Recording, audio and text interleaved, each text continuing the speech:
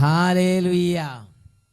വിശുദ്ധ യോഹന്നാന്റെ സുവിശേഷം 3-ാം അധ്യായം 20-ാം തിരുലിഖിതം. തിന്മ പ്രവർത്തിക്കുന്നവൻ പ്രകാശത്തെ വെറുക്കുന്നു, അവൻ്റെ പ്രവൃത്തികൾ വെളിപ്പെടാതിരിക്കേണ്ടതിന് അവൻ പ്രകാശത്തിലേക്ക് വരുന്നുമില്ല എന്നരുളി ചെയ്ത യേശുക്രിസ്തുവിൻ്റെ അത്ഭുത നാമത്തിൽ നിങ്ങൾക്കേവർക്കും കൃപയും സമാധാനവും. Price the Lord. ഹല്ലേലൂയ. ഇന്ന് നാം ചിന്തിക്കുന്നത് കുടുംബ ബന്ധങ്ങളിലെ സൗഖ്യം എന്ന വിഷയത്തെക്കുറിച്ചാണ്. ഹല്ലേലൂയ. ഒരു നിമിഷം നമുക്ക് പ്രാർത്ഥിക്കാം. ഓ ദൈവമേ, ഈ മണിക്കൂറിൽ അവിടുന്ന് ഞങ്ങൾക്കായി നൽകുന്ന എല്ലാ വെളിപാടുകളെ സ്വീകരിക്കാൻ ഞങ്ങളുടെ ഹൃദയങ്ങളെ ഒരുക്കണമേ. വിശുദ്ധ ലൂക്കായുടെ സുവിശേഷം 24-ാം അധ്യായം 45-ാം തിരുലിഖിതം. വിശുദ്ധ ലിഖിതങ്ങൾ ഗ്രഹിക്കാൻ തക്കവിധം അവൻ അവരുടെ മനസ്സ് തുറന്നു. ഈ വചനം പോലെ ഈ നിമിഷങ്ങളിൽ ഞങ്ങളുടെ ഹൃദയങ്ങൾ അവിടുന്ന് തുറക്കണമേ. കരങ്ങൾ ഉയർത്തി സ്തുതിക്കട്ടെ. ഹല്ലേലൂയ, ഹല്ലേലൂയ, ഹല്ലേലൂയ. കർത്താവേ, എല്ലാ മന്ദതയും മരവിപ്പും അങ്ങയുടെ നാമത്തിൻ്റെ അത്ഭുത ശക്തിയാൽ ഇപ്പോൾ വിട്ടുമാറിപ്പോകട്ടെ.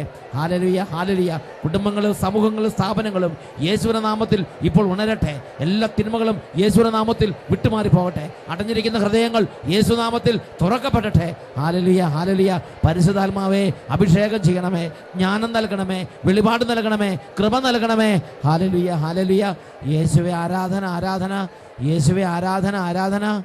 യേശുവേ ആരാധന. യേശുവേ സ്തോത്രം. യേശുവേ നന്ദി. യേശുവേ സ്തോത്രം. യേശുവേ ആരാധന. Praise the Lord. ഹല്ലേലൂയ. കുടുംബ ബന്ധങ്ങളിലെ സൗഖ്യം. പ്രിയപ്പെട്ട സഹോദരങ്ങളെ, കുടുംബ ബന്ധങ്ങളിൽ അതിൽ തന്നെ ഒരു സൗഖ്യം കർത്താവ് ക്രമീകരിച്ചിട്ടുണ്ട്. കുടുംബ ബന്ധങ്ങൾ നമ്മുടെ ജീവിതത്തിലെ ഒരുപാട് ഭാരങ്ങൾ സ്പോഞ്ച് വെള്ളത്തെ ഒപ്പിയെടുക്കുന്നത് പോലെ ഒപ്പിയെടുത്ത് മാറ്റും എന്നുള്ളത് ഒരു സത്യമാണ്. Price the Lord. ഹല്ലേലൂയ. വേറൊരു വാക്കി പറഞ്ഞാൽ, മറ്റ് വലിയ പഠിപ്പും വലിയ പരിചയമുള്ള അനേകം ഡോക്ടർമാരെക്കാൾ നമ്മുടെ കുടുംബങ്ങളിലുള്ള നമ്മുടെ കുടുംബാംഗങ്ങൾക്ക് നമ്മുടെ ആരോഗ്യ നമ്മുടെ ജീവിതത്തിലെ ഓരോ മേഖലകളിലും സൗഖ്യം തരാനും ഊർജം പകരാനും ശക്തി പകരാനും കഴിയും എന്നുള്ളത് ഒരു യാഥാർത്ഥ്യമാണ്. Price the Lord. കുടുംബ ബന്ധങ്ങളെക്കുറിച്ചാണ് ഇന്ന് നാം ചിന്തിക്കുന്നത്. കത്തോലിക്ക സഭയുടെ യുവജന മതബോധന ഗ്രന്ഥത്തിൽ 368-ാം ഖണ്ഡികയിൽ ഇങ്ങനെയാണ് പഠിപ്പിക്കുന്നത്: ബന്ധങ്ങളിൽ ജീവിക്കുന്നതിൻ്റെ അനന്യമായ വിദ്യാലയമാണ് കുടുംബം. ബന്ധങ്ങളിൽ ജീവിക്കുന്നതിൻ്റെ അനന്യമായ വിദ്യാലയമാണ് കുടുംബം. ഒരുപാട് ബന്ധങ്ങളുടെ ഒരു കേന്ദ്രമാണ്. എന്തുകൊണ്ട് ഉന്നതമായ സ്ഥാനത്ത് നിൽക്കുന്ന ബന്ധമാണ് ഭാര്യയും ഭർത്താവും തമ്മിലുള്ള ബന്ധം. ഹല്ലേലൂയ. യുവജന മതബോധന ഗ്രന്ഥത്തിൽ 368-ാം ഖണ്ഡികയിൽ നമ്മൾ വായിക്കുന്നത് ഇങ്ങനെയാണ്: വിവാഹത്താൽ പരസ്പരം ബന്ധിതരായ പുരുഷനും സ്ത്രീയും അവരുടെ മക്കളോട് കൂടെ കുടുംബം രൂപപ്പെടുത്തുന്നു. കുടുംബത്തിൽ വിവാഹത്താൽ പരസ്പരം ബന്ധിതരായ പുരുഷനും സ്ത്രീയും അവരുടെ മക്കളോടുകൂടെ കുടുംബം രൂപപ്പെടുത്തുന്നു. വിവാഹത്താൽ ബന്ധിതരായ പുരുഷന്റെയും സ്ത്രീയുടെയും പേരാണ് ഭാര്യ, ഭർത്താവ്. Price the Lord. ഭാര്യയും ഭർത്താവും തമ്മിലുള്ള ബന്ധം അത് കുടുംബത്തിലെ പ്രധാന സ്ഥാനത്ത് നിൽക്കുന്ന ബന്ധങ്ങളാണ്. ഹല്ലേലൂയ. പ്രിയപ്പെട്ട സഹോദരൻ, ഈ ഭാര്യയും ഭർത്താവും എന്നുള്ള ബന്ധത്തിൽ ഒരുപാട് സൗഖ്യത്തിൻ്റെ ഘടകം പരിശുദ്ധാത്മാവ് ഒളിപ്പിച്ചു വെച്ചിട്ടുണ്ട്. എനിക്കിതിനെക്കുറിച്ച് ഉൾക്കാഴ്ച കിട്ടിയ ഒരു സംഭവം ഞാൻ നിങ്ങളോട് പറയാം. അച്ഛൻ ഈ കേരളത്തിലുള്ള നൂറാംതോട് എന്നൊരു ഇടവകയിൽ ധ്യാനത്തിന് പോയി. ആ ധ്യാന ദിവസങ്ങളിൽ അവിടെ ഒരു കുടുംബത്തെ കൗൺസിലിങ്ങിന് വേണ്ടി വികാരി അച്ഛൻ എൻ്റെ അടുത്തേക്ക് പറഞ്ഞു വിട്ടു. ആ ധ്യാനത്തിൻ്റെ 3-ാം ദിവസം ആ കുടുംബം എൻ്റെ അടുത്ത് വന്ന് ഭാര്യയും ഭർത്താവുമായി ഒരുമിച്ചിരുന്ന് അവരുടെ കുടുംബത്തിലെ പ്രശ്നങ്ങൾ പറയുകയാണ്. അപ്പോൾ കുറേ നേരം ഭാര്യ ഓരോ കാര്യങ്ങൾ പറഞ്ഞു. പിന്നെ ഭർത്താവിൻ്റെ വിഷമങ്ങൾ പറയാൻ തുടങ്ങി. അവർ തമ്മിൽ പിരിയാൻ വേണ്ടി തയ്യാറെടുക്കുക, തമ്മിൽ എന്നും വഴക്കാണ്. അവസാനം ഈ ധ്യാനം കഴിഞ്ഞ് പിരിഞ്ഞോ എന്ന് പറഞ്ഞ് വികാരിയച്ഛൻ അവരെ ധ്യാനം വരെ പിടിച്ചു നിർത്തിയിരിക്കുകയാണ്. ആ ധ്യാന ദിവസങ്ങളിൽ അച്ഛനോട് പ്രത്യേകം പറഞ്ഞു ഇവർക്ക് വേണ്ടി പ്രാർത്ഥിക്കണം. അങ്ങനെയാണ് ഇവരെ കൊണ്ടുവന്നിരിക്കുന്നത്. അവർ വന്നപ്പോൾ തന്നെ പരസ്പരം അടിയും വഴക്കും കുറ്റാരോപണങ്ങളുമാണ് എപ്പോഴും. അങ്ങനെ ഭാര്യ കുറേ കുറ്റാരോപണങ്ങളൊക്കെ പറഞ്ഞ് അതിനുശേഷം ഭർത്താവ് സംസാരിക്കാൻ തുടങ്ങി. ഭർത്താവിൻ്റെ കാര്യങ്ങൾ ഭർത്താവ് ഇങ്ങനെ ഭർത്താവ് പറഞ്ഞു ഞാനൊരു കല്ലുകെട്ടുകാരനാണ്, ഞാനൊരു മെയ്സനാണ്. ഓരോ വീട്ടിലും ഓരോ തരത്തിലുള്ള നിർമ്മാണ പ്രവർത്തനങ്ങൾക്ക് വേണ്ടി കല്ലുകെട്ട്, വീടുകെട്ട്, അങ്ങനെ ഓരോ തരത്തിലുള്ള പ്രവർത്തനങ്ങൾക്ക് വേണ്ടി ചെല്ലുമ്പം ആ കുടുംബങ്ങളിൽ അച്ഛാ അവിടുത്തെ ആ കുടുംബിനികൾ ആ കുടുംബനാഥനെ ഓരോരോ വാക്കുകൾ വിളിക്കുന്നത് കേൾക്കുമ്പം എൻ്റെ ഹൃദയം പൊട്ടിപ്പോവുകയാണ് അച്ഛാ. ഞാൻ ചോദിച്ചു അവിടെ ആ കുടുംബിനികൾ എന്തൊക്കെ വാക്കുകളാണ് വിളിക്കുന്നത്? അപ്പോൾ ആ കുടുംബനാഥൻ പറഞ്ഞു അവിടെയുള്ള കുടുംബിനികൾ അവരുടെ ആ കുടുംബനാഥനെ ചേട്ടാ എന്നൊക്കെ വിളിക്കുന്നത് കേൾക്കുമ്പം എൻ്റെ ഹൃദയം പൊട്ടിപ്പോണ വേദനയാച്ചാ. പ്രിയപ്പെട്ട സഹോദരങ്ങളെ, ഞാൻ ചോദിച്ചു അതിനെന്തിനാ ചേട്ടൻ വിഷമിക്കണത്? അവർ വിളിക്കുകയോ വിളിക്കാതിരിക്കുകയോ അവരുടെ വഴിക്ക് അവർ ജീവിച്ചോളല്ലേ, ചേട്ടൻ പണി കഴിഞ്ഞ് നിങ്ങൾ പോന്നാൽ പോരെ. അപ്പം ചേട്ടൻ പറഞ്ഞു അച്ഛാ ചോദിച്ചു നോക്കച്ചാ, ഞങ്ങളുടെ കല്യാണം കഴിഞ്ഞ് 8 വർഷമായി, ഇന്ന് വരെ ഇവളെ എന്നെ അങ്ങനെ വിളിച്ചിട്ടുണ്ടോ എന്ന് ചോദിക്കച്ചാ. പ്രിയപ്പെട്ട സഹോദരങ്ങളെ നോക്കിയേ, ഒരു കുടുംബത്തിൽ ആ മനുഷ്യൻ്റെ ഹൃദയത്തെ തകർത്ത വളരെ ഉന്നതമായൊരു വേദന മനുഷ്യൻ പങ്കുവെക്കുകയാണ്. ഈ ഭാര്യ കല്യാണം കഴിഞ്ഞിട്ട് ഇന്ന് വരെ അങ്ങനെയുള്ള വാക്കുകളോ മൃദുല വാക്കുകളോ ഒരു ടെൻഡർ ലവ് കൊടുക്കുന്നതിൽ ആ ഭാര്യ ശ്രദ്ധിച്ചിട്ടില്ല. ഹൃദയത്തിൽ ഒരുപാട് സ്നേഹം കൊണ്ടെന്ന് പറഞ്ഞിട്ട് എന്താ കാര്യം? പ്രകാശിപ്പിക്കപ്പെടാത്ത സ്നേഹം പാപമാണ് എന്ന് വലിയ വിശുദ്ധന്മാർ പ്രഖ്യാപിച്ചിട്ടുണ്ട്. ഹൃദയത്തിൽ നിറയെ സ്നേഹമുണ്ട്, പക്ഷെ കറുമുറ പെരുമാറ്റാണെങ്കിൽ അവിടെ എങ്ങനെ ഒരു സൗഖ്യം ഉണ്ടാവും? ആ മൃദുല വാക്കുകൾക്ക് ഒരു ഭാര്യ ഭർത്താവിനെ സ്നേഹപൂർവം ഒന്ന് വിളിക്കുന്നതിൽ അത്ഭുതകരമായ ഒരു സൗഖ്യം ഒളിഞ്ഞിരിപ്പുണ്ട്. പകലന്തിയോളം ജോലി ചെയ്ത് പകലന്തിയോളം ഭാരം വഹിച്ച് ഒരുപാട് തിക്താനുഭവങ്ങളും മുറിവേറ്റ അനുഭവങ്ങളും ക്ഷതങ്ങളെല്ലാം വഹിച്ച് സമൂഹത്തിൽ പല വിധത്തിലുള്ള ആളുകൾ ഇടപെട്ട് ക്ഷീണിതനായി ഭർത്താവ് ഭവനത്തിലേക്ക് വരുമ്പോൾ കുടുംബത്തിലുള്ള ഭാര്യ മൃദുലമായ വാക്കുകളോടെ ആ തുറന്ന സ്നേഹത്തോടെ ഇടപെടുമ്പോൾ ആ ഒരു പകൽക്കാലം മുഴുവനുമുള്ള എല്ലാ ഭാരങ്ങളും അലിഞ്ഞു പോവുകയാണ്. ചേട്ടാ, ആ ഒരു വിളിക്ക് സൗഖ്യത്തിൻ്റെ ഇഫക്റ്റ് ഉണ്ട്. കുട്ടികളുടെ പപ്പയെ ആ ഒരു വിളിക്ക് അത്ഭുതകരമായ സൗഖ്യത്തിൻ്റെ ഇഫക്റ്റ് ഉണ്ട്. പ്രിയപ്പെട്ട സഹോദരങ്ങളെ, ജീവിത പങ്കാളിമാരെന്ന് പറയുന്നത് പരസ്പരം സൗഖ്യപ്പെടുത്തേണ്ട സൗഖ്യദായകങ്ങളായ സാന്നിധ്യങ്ങളാണ് എന്ന് നമ്മൾ മനസ്സിലാക്കണം.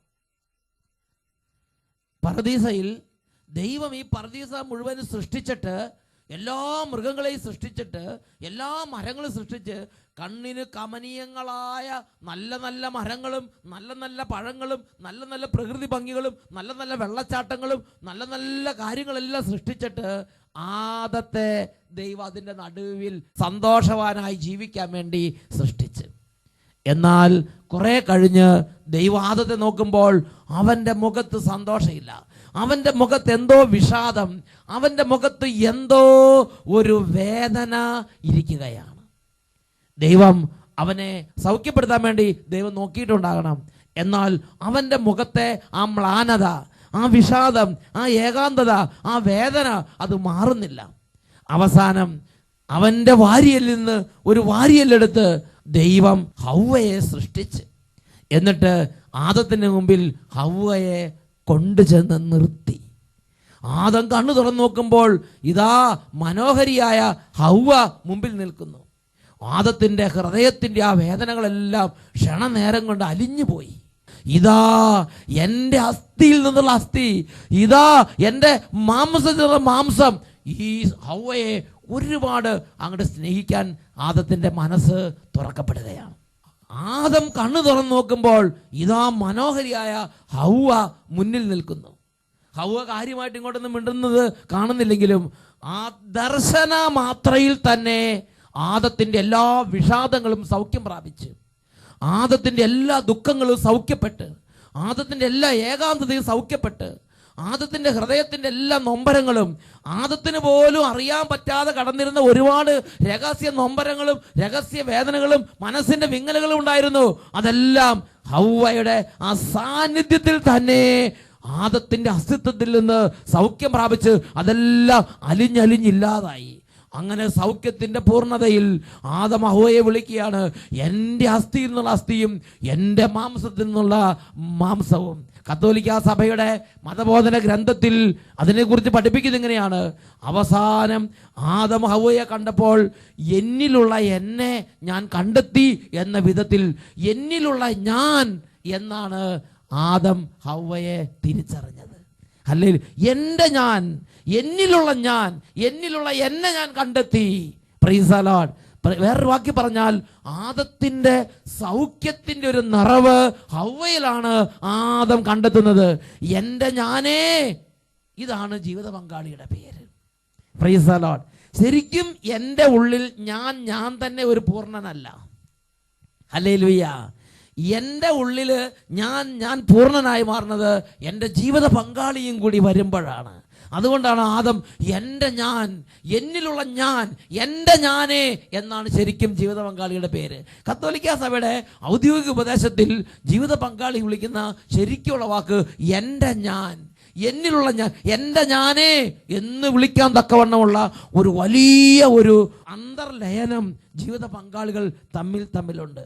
അതുകൊണ്ട് ജീവിത പങ്കാളിയുടെ ആ പ്രസൻസ് തന്നെ നമുക്ക് സുരക്ഷിതത്വം, സന്തോഷം, സമാധാനം, പിന്നെ ആ ഏകാന്തതയെല്ലാം അലിഞ്ഞു പോകുന്ന അവസ്ഥ, ഹൃദയഭാരങ്ങളെല്ലാം അലിഞ്ഞു പോകുന്ന അവസ്ഥ, എല്ലാ ദുഃഖങ്ങളുടെ മേലും ആത്മാവിലും മനസ്സിലും ശരീരത്തിലും വികാരതലങ്ങളിലും അനുഭവപ്പെട്ടുകൊണ്ടിരിക്കുന്ന എല്ലാ ദുഃഖങ്ങളുടെ മേലും ഒരു സൗഖ്യ മഴയായി പെയ്തിറങ്ങാനുള്ള കഴിവ് ജീവിത പങ്കാളിയിൽ ദൈവത്തിന്റെ ക്രമീകരണം അനുസരിച്ച് ജന്മനാ തന്നെ ഉണ്ട് എന്നുള്ളത് ഒരു യാഥാർത്ഥ്യമാണ്. Hallelujah, hallelujah. വേറെ വാക്കി പറഞ്ഞാൽ പറുദീസ ദൈവം സൃഷ്ടിച്ച് എന്നിട്ട് അത് നനച്ച് അതങ്ങനെ എന്നും മനോഹാരം നിൽക്കാൻ വേണ്ടി 5 നദികളെ സൃഷ്ടിച്ച് ആ നദികൾ പറുദീസയെ നനച്ച് അതിനെന്നും ഊഷ്മളതയുള്ള എന്നും നനഞ്ഞു നിൽക്കുന്ന മനോഹാരതയുള്ള പറുദീസയായി നിലനിർത്തി. ഇതുപോലെ ഒരു വ്യക്തിയെ, ആ വ്യക്തിയുടെ എല്ലാ നന്മകളും എല്ലാ മനോഹാരിതയും എല്ലാ കഴിവുകളും പൂർണ്ണമായി വളർന്ന് പുഷ്പിച്ച് ഫലം ചൂടി മനോഹാരം നിൽക്കാൻ ദൈവം ആ പറുദീസ നനയ്ക്കാൻ സൃഷ്ടിച്ച നദി പോലെ ദൈവം നമ്മുടെ ജീവിതത്തെ നനച്ച് അത് നല്ല മനോഹരം നിൽക്കാൻ ദൈവം സൃഷ്ടിച്ച സൗഖ്യത്തിന്റെ നദിയാണ് ജീവിത പങ്കാളി എന്ന് പറയുന്നത്. ഹല്ലേലൂയ. അവരുടെ ഓരോ വാക്കിനും വിലയുണ്ട്, പ്രസൻസിന് വിലയുണ്ട്, നോട്ടത്തിന് വിലയുണ്ട്, സ്പർശനത്തിന് വിലയുണ്ട്, ഇരിക്കലിന് വിലയുണ്ട്. എല്ലാ ഇടപാടുകളിലും ആത്മീകവും ശാരീരികവും വൈകാരികമായ തലങ്ങളിലുള്ള സൗഖ്യത്തിന്റെ സ്പർശനം, സൗഖ്യത്തിന്റെ അഭിഷേകം നിറഞ്ഞൊഴുകുന്നുണ്ട് എന്നുള്ളത് ഒരു യാഥാർത്ഥ്യമാണ്. Hallelujah, hallelujah. പ്രിയപ്പെട്ട സഹോദരങ്ങളെ, ഭാര്യയും ഭർത്താവും തമ്മിലുള്ള എല്ലാ ഇടപെടലുകളിലും ഈ ഒരു സൗഖ്യം ദൈവം നിരന്തരം നൽകിക്കൊണ്ടിരിക്കുകയാണ്. പ്രിയപ്പെട്ട ഭാര്യ ഭർത്താക്കന്മാരെ, ഓരോ തലോടലിലും സൗഖ്യമുണ്ട്, ഓരോ വാക്കിലും സൗഖ്യമുണ്ട്. പരസ്പരം ഇടപെടുമ്പോൾ മൃദുലമായ നല്ല ടെൻഡർ ലവ് കൊടുക്കുന്ന വാക്കുകൾ കുടുംബജീവിതത്തിൽ ഉപയോഗിക്കാൻ ദൈവം ആഗ്രഹിക്കുന്നുണ്ട്. സുഭാഷിതങ്ങളുടെ പുസ്തകത്തിൽ 25-ാം അധ്യായം 11-ാം തിരുലിഖിതം, ഉചിതമായ വാക്ക് വെള്ളി തളികയിൽ വെച്ചിരിക്കുന്ന സ്വർണ്ണ നിർമ്മിതമായ ആപ്പിൾ പഴം പോലെയാണ്. ഹല്ലേലൂയ. നല്ല വാക്കുകൾ ഉപയോഗിക്കണം, നല്ല ടെൻഡർ വാക്കുകൾ ഉപയോഗിക്കണം. ദൈവം അതിനൊരു മാതൃക നമുക്ക് കാണിച്ചു തന്നിട്ടുണ്ട്. പ്രിയപ്പെട്ട സഹോദരങ്ങളെ, ദൈവം ഒരു മഹാപാപിയുടെ അടുത്തേക്ക് വരുമ്പോൾ ഒരുപാട് നന്ദികേട്, ഒരുപാട് ധാർഷ്ട്യം, ഒരുപാട് ഏകാധിപത്യ സ്വഭാവം, ഒരുപാട് തന്നിഷ്ടം, ഒരുപാട് തരത്തിലുള്ള ദുരന്ത പ്രകൃതിയുള്ള ഒരു കഠിന പാപിയാണെങ്കിൽ പോലും ദൈവം ആ പാപിയുടെ അടുത്ത് വരുമ്പോൾ ദൈവം ആ പാപിയോട് എങ്ങനെയാണ് ഇടപെടുന്നത്? മഹാദ്രോഹി, ദുഷ്ട, മർക്കടമുഷ്ടി, ഇങ്ങനെയാണോ ദൈവം ഇടപെടുന്നത്? ഉത്തമഗീതത്തിൽ 2-ാം അധ്യായത്തിൽ 14-ാം തിരുലിഖിതത്തിൽ നമ്മൾ കാണുന്നത് എങ്ങനെയാണ്? ദൈവം ആ കഠിന പാപിയുടെ അടുത്ത് വന്നിട്ട് ദൈവം വിളിക്കുകയാണ്, എൻ്റെ മാടപ്രാവേ, എൻ്റെ ഓമനെ, എൻ്റെ സുന്ദരി, നീ ഒന്ന് ഇറങ്ങി വാ. നിന്റെ മുഖം ഞാനൊന്ന് കാണട്ടെ, നിന്റെ സ്വരം ഞാനൊന്ന് കേൾക്കട്ടെ. നിന്റെ മുഖം മനോഹരമാണ്, നിന്റെ സ്വരം മധുരമാണ്. നോക്കുക, ഒരു പാപിയോട് ദൈവം ഇടപെടുന്നത് ഇങ്ങനെയാണ്. ഒരു മനുഷ്യാത്മാവും ദൈവവും തമ്മിലുള്ള ബന്ധം ഒരു കാമുകിയും കാമുകനും തമ്മിലുള്ള ബന്ധം പോലെ ചിത്രീകരിക്കുന്ന പുസ്തകമാണ് ഉത്തമ ഗീതത്തിന്റെ പുസ്തകം. അവിടെ വൈകാരിക ഊഷ്മളത നിറഞ്ഞു നിൽക്കുന്ന ഒരു കാമുകൻ ജീവനേക്കാൾ ജീവനായി സ്നേഹിക്കുന്ന കാമുകിയോട് എന്ന പോലെ ഇതാ ദൈവം ഒരു പാപിയോട് ഇടപെടുകയാണ്. എൻ്റെ മാടപ്രാവേ, എൻ്റെ ഓമനെ, എൻ്റെ സുന്ദരി, നീ ഒന്ന് ഇറങ്ങി വാ. നിന്റെ മുഖം ഞാനൊന്ന് കാണട്ടെ, നിന്റെ സ്വരം ഞാനൊന്ന് കേൾക്കട്ടെ. നിന്റെ സ്വരം മധുരമാണ്, നിന്റെ മുഖം മനോഹരമാണ്. പ്രിയപ്പെട്ട ദൈവം പോലും ഒരു പാപിയെ നല്ല വാക്കുകൾ കൊണ്ടാണ് വിളിക്കുന്നത്. വേണമെങ്കിൽ അവൻ്റെ കംപ്ലീറ്റ് ഹിസ്റ്ററി അറിയാവുന്ന ദൈവത്തിന് അവനെ ഏതൊക്കെ തരത്തിലുള്ള വാക്ക് ഉപയോഗിക്കാമെന്ന് നിങ്ങൾ ചിന്തിച്ചു നോക്കിക്കേ. ദൈവത്തിന് അറിയാവുന്ന പോലെ നമുക്ക് ഏതെങ്കിലും മനുഷ്യൻ്റെ ഫുൾ ഹിസ്റ്ററി അറിയാമോ? ആ മനുഷ്യൻ്റെ A to Z വരെയുള്ള കംപ്ലീറ്റ് കാര്യങ്ങൾ ദൈവത്തിന് അറിയാം. പക്ഷെ ദൈവം അതിനനുസരിച്ചുള്ള വാക്കല്ല ഉപയോഗിക്കുന്നത്. നീ ഒന്ന് ചിന്തിച്ച് നോക്ക്. നീ കല്യാണം കഴിഞ്ഞ ആദ്യ നാളുകളിൽ നിനക്ക് നിന്റെ ഭർത്താവിനോട് കുറച്ച് മതിപ്പുണ്ടായിരുന്നു. കല്യാണം കഴിഞ്ഞ ആദ്യ നാളുകളിൽ നിനക്ക് നിന്റെ ഭാര്യയോട് കുറച്ച് മതിപ്പുണ്ടായിരുന്നു. ഓരോ ദിവസം കഴിയും തോറും തനി സ്വഭാവം മനസ്സിലാകാൻ തുടങ്ങി. ഓരോ ദിവസം കഴിയും തോറും ഓരോരോ അവസ്ഥകൾ മനസ്സിലായി. അങ്ങനെ എല്ലാം മനസ്സിലായി കഴിഞ്ഞപ്പോൾ ഇന്ന് നിന്റെ പെരുമാറ്റം എങ്ങനെയാണ്? അങ്ങനെ എല്ലാം അറിഞ്ഞു കഴിഞ്ഞപ്പോൾ ഇന്ന് നിന്റെ മനോഭാവം എന്താ? ഇന്ന് എങ്ങനെയാണ് ഇടപെടുന്നത്? നിന്റെ ബഹുമാനം കൂടിയോ കുറഞ്ഞോ? ദൈവത്തിന് ഒരു മനുഷ്യൻ്റെ ബലഹീനതകളും സർവ്വ ഹിസ്റ്ററി അറിയുമ്പം അവനോടുള്ള ബഹുമാനം കൂടുന്നു. എൻ്റെ മാടപ്രാവേ, എൻ്റെ ഓമനെ, അങ്ങേറ്റം ജീവനേക്കാൾ സ്നേഹിക്കുന്ന ഒരു കാമുകിയെ കാമുകം വിളിക്കുന്ന പോലെ ദൈവം നല്ല ടെൻഡർ വാക്കുകൾ ഉപയോഗിച്ച് വിളിക്കുകയാണ്. ഹല്ലേലൂയ. നിന്റെ മനസ്സെന്ത്? നിന്റെ പെരുമാറ്റ രീതി എന്ത്? എന്നിട്ട് പ്രിയ ദൈവ പൈതലേ, ഹോസിയ പുസ്തകത്തിൽ 2-ാം അധ്യായത്തിൽ 16-ാം തിരുലിഖിതത്തിൽ ദൈവം നമ്മൾ തിരിച്ച് ദൈവത്തെ വിളിക്കേണ്ട രീതികളും പറഞ്ഞു വെച്ചിരിക്കുകയാണ്. ദൈവം ഹോസിയ 2:16 പഠിപ്പിക്കുകയാണ്, അന്ന് നീ എന്നെ പ്രിയതമാ എന്ന് വിളിക്കും. Price the Lord. അപ്പൊ നോക്കി, ഒരു ആത്മാവ് തിരിച്ച് ദൈവത്തോട് ഇടപെടാൻ വേണ്ടി ദൈവം നൽകുന്ന നിർദ്ദേശം നോക്കിയേ, അന്ന് നീ എന്നെ പ്രിയതമാ എന്ന് വിളിക്കും.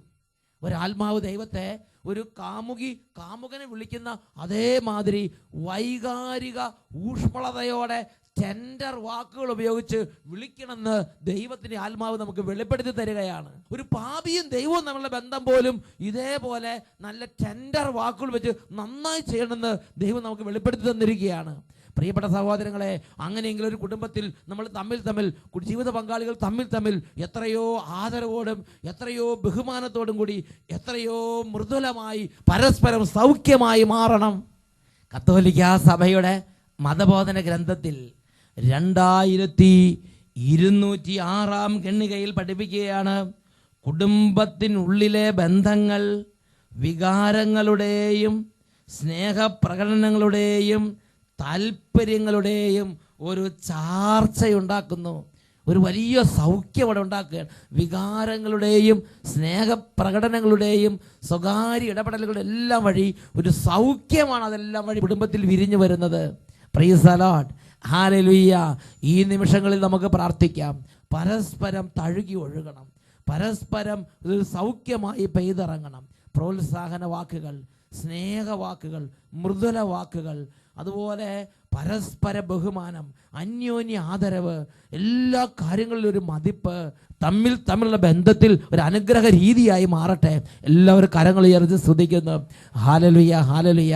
കർത്താവേ, പരസ്പര പുച്ഛം, മാത്സര്യം, വിധേയത്വമില്ലായ്മ, എതിർപ്പ്, മല്ലടിക്കുന്ന പ്രകൃതം, തമ്മിൽ യോജിപ്പില്ലായ്മ, ഒരു പ്രത്യേക തരത്തിലുള്ള വികട സ്വഭാവം, തമ്മിൽ അനൈക്യം, എല്ലാ തരത്തിലും സംശയങ്ങളും ഇപ്പോൾ സൗഖ്യമാകട്ടെ കർത്താവേ.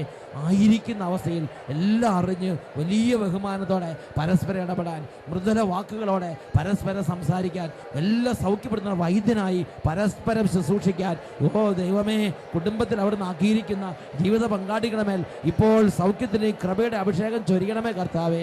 സ്നേഹത്തിൻ്റെ ആദരവിൻ്റെ അഭിഷേകം ചൊരിയണമേ കർത്താവേ. തമ്മിലുള്ള കൂട്ടായ്മയുടെ അഭിഷേകം ചൊരിയണമേ കർത്താവേ. തമ്മിൽ ഔഷധങ്ങളാക്കി മാറ്റണമേ കർത്താവേ. തമ്മിൽ ഔഷധങ്ങളാക്കി മാറ്റണമേ കർത്താവേ. തമ്മിൽ പാനീയങ്ങളാക്കി മാറ്റണമേ കർത്താവേ. ഔഷധ പാനീയങ്ങളാക്കി മാറ്റണമേ കർത്താവേ. Hallelujah hallelujah. യേശുവേ ആരാധന ആരാധന. യേശുവേ ആരാധന ആരാധന. Hallelujah hallelujah. യേശുവേ ആരാധന ആരാധന. യേശുവേ സ്തോത്രം. യേശുവേ നന്ദി. യേശുവേ സ്തോത്രം. യേശുവേ ആരാധന. Praise the Lord. ഹല്ലേലൂയ ഹല്ലേലൂയ. മറനാഥാ. Come, Lord Jesus.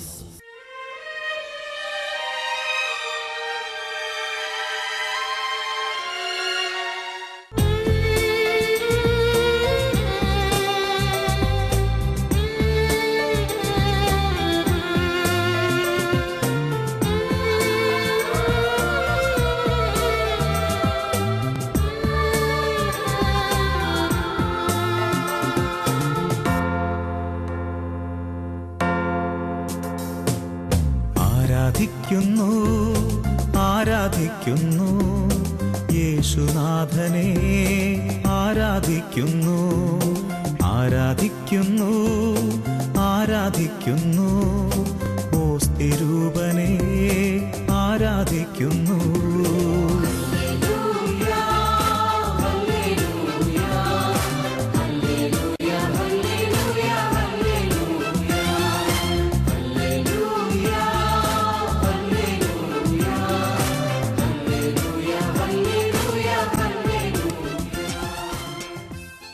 ഈ നിമിഷങ്ങളിൽ നമ്മുടെ കുടുംബത്തിലെ എല്ലാ കുടുംബാംഗങ്ങളെയും ഈശോയുടെ തിരുസന്നിധിയിലേക്ക് നമുക്ക് കൊണ്ടുവരാം.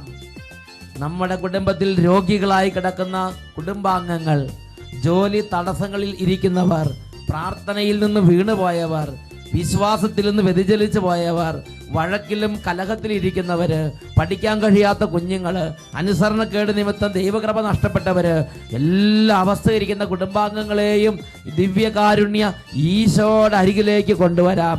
രണ്ട് കരങ്ങൾ ഈശോയിലേക്ക് ഉയർത്താം. യേശുവേ, ഞങ്ങളുടെ കുടുംബാംഗങ്ങളുടെ മേൽ കരുണയായിരിക്കണമേ. കരങ്ങൾ ഉയർത്തി ഉറക്കെ വിളിക്കട്ടെ. യേശുവേ യേശുവേ യേശുവേ യേശുവേ യേശുവേ. യേശുവിന്റെ നാമത്തിൽ തിന്മകൾ വിട്ടുപോകട്ടെ. യേശുവിന്റെ നാമത്തിൽ അന്ധകാരപീഠകളുടെ കോട്ടകൾ തകരട്ടെ. യേശുവിന്റെ നാമത്തിൽ ദുർബാധകൾ ഒഴിഞ്ഞു പോകട്ടെ. യേശുവിന്റെ നാമത്തിൽ രോഗങ്ങളെ ശാസിക്കുന്നു. യേശുവിന്റെ നാമത്തിൽ പഠനത്തിന്റെ തടസ്സങ്ങൾ കുട്ടികളിൽ നിന്ന് വിട്ടുമാറി പോകട്ടെ. യേശുവിന്റെ നാമത്തിൽ എല്ലാ പരാജയങ്ങളും പരാജയത്തിന്റെ ശക്തികളും യേശുനാമത്തിൽ വിട്ടുമാറി പോകട്ടെ. Hallelujah hallelujah. യേശുവേ ആരാധന ആരാധന. യേശുവിന്റെ നാമത്തിൽ ജോലി തടസ്സങ്ങൾ മാറി വഴികൾ തെളിയട്ടെ എന്ന് പ്രാർത്ഥിക്കുന്നു. Hallelujah hallelujah. യേശുവേ ആരാധന ആരാധന. യേശുവേ നന്ദി. യേശുവേ ആരാധന. യേശുവേ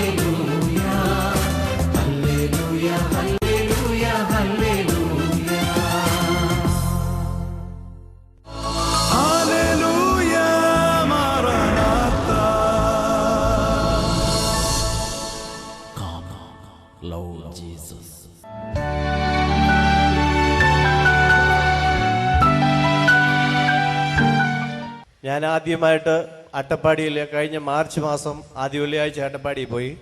എൻ്റെ മനസ്സിലൊരു നിയോഗമുള്ളായിരുന്നു. എനിക്ക് ഞാൻ ഒരു ഫോട്ടോഗ്രാഫറാണ്. നല്ലൊരു സ്റ്റുഡിയോ തുടങ്ങണമെന്നുള്ള ഒരു ആഗ്രഹം ഞാൻ മനസ്സിൽ വെച്ച് പ്രാർത്ഥിച്ചുകൊണ്ടിരുന്നു. അന്ന് അവിടെ ആരാധനയുടെ സമയത്ത് ബിനോയ് അച്ഛൻ വിളിച്ചു പറയുന്നു, ഒരു സ്റ്റുഡിയോ തുടങ്ങുവാനായി ആഗ്രഹിക്കുന്ന ഒരു സഹോദരനെയും ആ കുടുംബത്തെയും ദൈവം അനുഗ്രഹിക്കുന്നുവെന്ന്. ഞാൻ അതിനുശേഷം അവിടെ ആദ്യ വെള്ളിയാഴ്ച വന്നപ്പോൾ അവിടെ എവിടെയാ സീറ്റ് കിട്ടിയത്? മുൻവശത്തെങ്ങാനും ആർന്നെങ്കിൽ പുറകിലായിരുന്നോ? എവിടെയായിരുന്നു ആദ്യ വെള്ളിയാഴ്ച ഇരിക്കാൻ സ്ഥലം കിട്ടിയത്? എനിക്ക് ഇതുപോലെ വലിയൊരു ഹോൾ അവിടെ ഓഡിറ്റോറിയം അവിടെ ഉണ്ട്. പക്ഷേ ആ പരിസരത്തെങ്ങും അടുക്കുവാനോ കാലുകുത്തുവാനോ ഇട കിട്ടിയില്ല. അവിടെ ഒരു കമുകുന്തോപ്പിലിരുന്നാണ് ഞാൻ ദൈവത്തെ ദൂരെ ഒരു കമുകുന്തോട്ടത്തിൽ ഒരു കമുകിന്റെ ചുവട്ടിൽ ഇച്ചിരി സ്ഥലം കിട്ടി. അവിടെ ഇരുന്നു നിങ്ങൾ ചിന്തിച്ചു നോക്കിയാൽ അപ്പോൾ അത് മുൻവശത്ത് ഇരിക്കുന്നവർ മാത്രമല്ല, അങ്ങ് ദൂരെ ഒരുപക്ഷെ മതിലും ചാരി നിൽക്കുന്ന ഒരാളെ ആയിരിക്കും. എങ്ങനെ എവിടെ ഇരുന്നാലും ശരി, നിങ്ങൾ യേശുവിൻ്റെ നാമത്തിൽ പ്രാർത്ഥിച്ചാൽ അവിടെ യേശുവിൻ്റെ അത്ഭുത ശക്തി അവരുടെ മേൽ വ്യാപരിക്കും. അദ്ദേഹം ഫ്രണ്ടിലോ ഹോളിലോ ഒന്നും കയറാൻ പറ്റിയില്ല. ബഹുദൂരം അകലെ ഒരു കമുകത്തോട്ടത്തിൽ ഒരു കമുകിൻ്റെ ചുവട്ടിലാണ് സീറ്റ് കിട്ടി. അവിടെ നിന്ന് ശരിക്കും ആത്മാർത്ഥമായി യേശുവിനെ വിളിച്ചു. ബിനോയ്ച്ചൻ്റെ ആരാധനയുടെ സമയത്ത് ബിനോയ്ച്ചൻ വിളിച്ചു പറഞ്ഞത്, ഒരു സ്റ്റുഡിയോ തുടങ്ങുവാനായി ആഗ്രഹിക്കുന്ന ഒരു വ്യക്തിയെ ആ കുടുംബത്തെയും ദൈവം അനുഗ്രഹിക്കുന്നു എന്ന് പ്രാർത്ഥിച്ചു. അത് കേട്ടു ആ പ്രാർത്ഥന എൻ്റെ മനസ്സിൽ ഉൾക്കൊള്ളിച്ചുകൊണ്ട് ഞാൻ നിരന്തരം പ്രാർത്ഥിച്ചുകൊണ്ടിരുന്നു. ഞാൻ ചങ്ങനാശ്ശേരിയിൽ ഒരു ദിവസം യാദൃശ്യമായിട്ട്, ഞാൻ 40 വയസ്സായി, ചങ്ങനാശ്ശേരിയിൽ തന്നെയുള്ള ആളാണെങ്കിൽ പോലും ചങ്ങനാശ്ശേരിയുടെ ഹൃദയഭാഗത്ത് ഒരു മുറി ഞാൻ യാദൃശ്യമായിട്ട് ഇന്നുവരെ കണ്ടിട്ടില്ലാത്ത ഒരു സ്ഥലത്ത് ചങ്ങനാശ്ശേരി പെരുന്നാ ബസ് സ്റ്റാൻഡിനോട് ചേർന്ന് തന്നെ ഒരു മുറി കിടക്കുന്നു. അതിലൊരു ടെലിഫോൺ നമ്പർ കണ്ടു. ആ നമ്പറിൽ ഞാൻ ആ ബിൽഡിംഗ് ഓണറെ വിളിച്ച് സംസാരിച്ചപ്പോൾ പുള്ളി പറഞ്ഞു, അദ്ദേഹം പറഞ്ഞത് 6 ലക്ഷം രൂപ ഈ മുറിക്കാവും, അല്ലാതെ 1 രൂപ കുറയത്തില്ല എന്ന് പറഞ്ഞു. അത്രയും രൂപ മുടക്കി അങ്ങനെ ഒരു സ്ഥാപനം എനിക്ക് തുടങ്ങുവാൻ സാധിക്കത്തില്ലായിരുന്നു. പക്ഷെ ഞാൻ എല്ലാ മാസവും ആദ്യ വെള്ളിയാഴ്ച അട്ടപ്പാടി പോയിക്കൊണ്ടിരുന്നു. എനിക്ക് ആ മുറി എൻ്റെ സ്ഥാപനം തുടങ്ങാൻ നല്ലൊരു സ്ഥലമാണല്ലോ എന്ന് പ്രാർത്ഥിച്ചുകൊണ്ടിരുന്നു. 4 മാസങ്ങൾക്ക് ശേഷം ഞാൻ തിരിച്ചു വന്നപ്പോൾ അട്ടപ്പാടി പോയിട്ട് രാത്രി വന്നു 3 മണിക്ക് കിടന്നു. വെളുപ്പിന് ഒരു 7:30 എൻ്റെ മൊബൈൽ ഫോണിൽ ആദ്യം ഒരു കോൾ വരുന്നു. ആ കോൾ ഞാൻ എടുത്ത ഉടനെ പറയുന്നു, ഇന്നാൾ നിങ്ങൾ കണ്ട മുറിയുടെ ഉടമയാണ്, നിങ്ങൾക്ക് ആ മുറി വേണോ എന്ന് ചോദിച്ചു. ഞാൻ പറഞ്ഞു 6 ലക്ഷം രൂപ തന്ന് എനിക്ക് അങ്ങനെ ഒരു സ്ഥാപനം തുടങ്ങാൻ സാധിക്കത്തില്ല. അപ്പോൾ എന്നോട് ചോദിച്ചു, എത്ര രൂപയ്ക്ക് ആ മുറി എടുക്കാൻ സാധിക്കുമെന്ന് ചോദിച്ചു. ഞാൻ പറഞ്ഞു, ഒരു 1.5 ലക്ഷം രൂപ ഞാൻ തരാം, അതിനപ്പുറത്തോട്ട് എനിക്ക് ചിന്തിക്കാൻ സാധിക്കത്തില്ല എന്ന് പറഞ്ഞു. അന്ന് രാവിലെ 10 മണിക്ക് തന്നെ കരാർ എഴുതി എനിക്ക് ആ മുറി കിട്ടുകയും 3 മാസത്തിന് ശേഷം ഞാൻ ആ സ്ഥാപനം തുടങ്ങി. അത് ഇന്ന് നല്ല നിലയിൽ പ്രവർത്തിച്ചുകൊണ്ടിരിക്കുകയും ചെയ്യുന്നു. ദൈവത്തിന് സ്തോത്രം. അതിന്റെ ഫോട്ടോയും കൊണ്ടുവന്നുണ്ട്. സ്റ്റുഡിയോ തുടങ്ങിയെന്ന് ആർക്കെങ്കിലും സംശയമുണ്ട്? അപ്പോൾ ഒരുപാട് തരത്തിലുള്ള സംശയക്കാർ ഇതിനകത്ത് ഇരിക്കുന്നുണ്ടാവും. അപ്പോൾ അവർക്ക് കാണാൻ വേണ്ടി സ്റ്റുഡിയോയുടെ ഫോട്ടോയും കൊണ്ടുവന്നിട്ടുണ്ട്. Price the Lord. ഒരു സന്ദേശം കേട്ടു, വിശ്വസിച്ച് പിറ്റേ ദിവസം തന്നെ നടപ്പായില്ലെങ്കിലും സ്ഥിരോത്സാഹത്തോടെ 2-3 മാസം അതിന് തന്നെ പ്രാർത്ഥിച്ചുകൊണ്ടിരുന്നു. അപ്പോൾ പൈസ ഒരു സാമ്പത്തിക മേഖല വ്യത്യാസം വന്നില്ലെങ്കിലും ദൈവം ഇടപെട്ട് അത് തുറക്കാനുള്ള വഴി അങ്ങോട്ട് തുറന്നു കൊടുത്ത്. ഹല്ലേലൂയ.